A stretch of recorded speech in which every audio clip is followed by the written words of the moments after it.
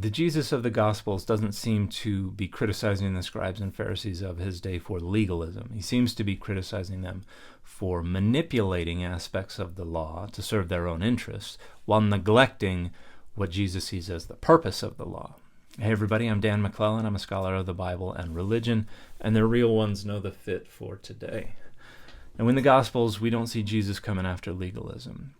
In many places, we see him ratcheting it up, and particularly in the Gospel of Matthew, where he says things like, unless your righteousness exceeds the righteousness of the Pharisees, you will not enter the kingdom of heaven. And we see him saying, Moses said X, but I'm going to turn things up to 11 and say Y. We see him criticizing the scribes and the Pharisees, saying, you tithe mint and dill and cumin, but neglect the weightier matters of the law, justice, mercy, faith. And then he doesn't say those are the things that matter and the tithing doesn't matter.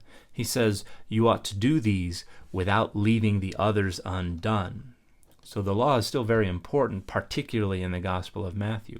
But everywhere, Jesus wants his followers to be righteous. What he is criticizing is people who pick and choose the more conspicuous and more public-facing performances that are in the law so they can use them as costly signaling, as credibility-enhancing displays, as tools to curate their standing within the society, their access to power, their structuring of values and boundaries, and then neglecting what he identifies as the purpose of the law, which is to generate justice and mercy. And this is why in Matthew he twice quotes Hosea 6:6 at them.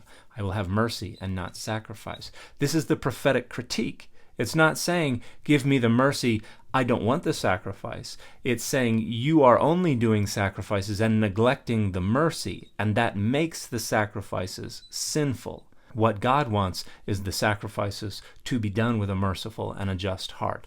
That is the purpose of the law within the prophetic critique and within that presentation of those concerns on behalf of Jesus. And even today, we continue to have an awful lot of people who perform Christianity on the street corner to be seen of men. And the goal there is to structure power and values and boundaries to serve their own interests, curate their own standing and access to power and resources within the community. And frequently you will see a neglect of the weightier matters of the law, generating justice and mercy within society.